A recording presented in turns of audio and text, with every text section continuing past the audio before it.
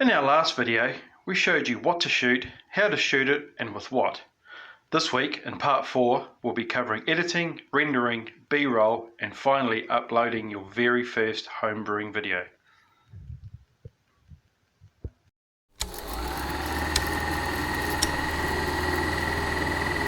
Shooting over now, it's time to edit our video. This is a process that will involve a fair chunk of time in the filming process, as there is a lot to cover. Organising your media files and correct editing practices are important if you want to end up with a consistent video. So as I mentioned before, one of the first things you will need to do after filming is exporting your footage to a folder. I prefer to use Wondershare Filmora X software. I'll leave a link in the description if you want to check it out. But there are a huge number of film softwares out there for you to choose from. After you have exported your media file onto the computer file, it's important to rename each file. This is because if you have archived files, the new file you have exported may have the same default file name. And if this occurs, it makes it very difficult and painstaking to sift through all the right files. In fact, that goes for any file on your entire computer. Duplicate file names are a recipe for disaster.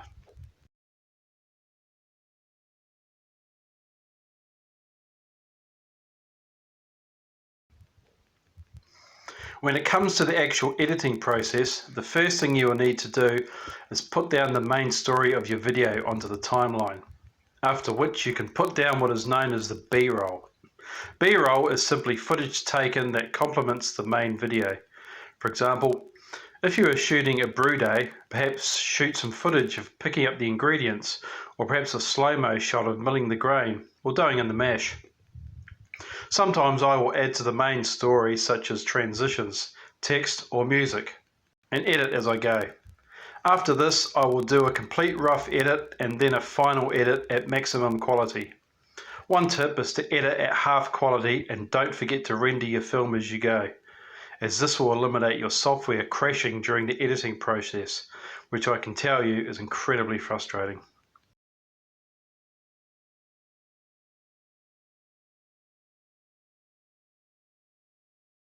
Adding music, graphics, and titles is a great way to engage your audience.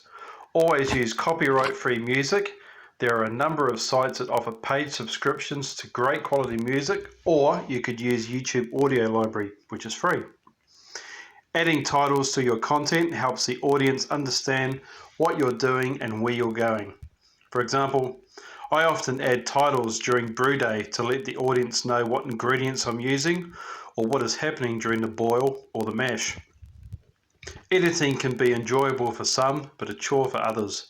Just remember, you don't have to edit your video in one setting. Editing takes time. Work at it, then take breaks and come back to it.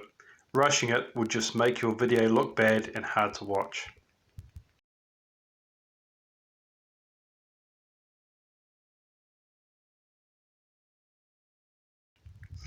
Once you've completed your edits and you're happy with your video, it's time to export your video to your chosen platform or platforms.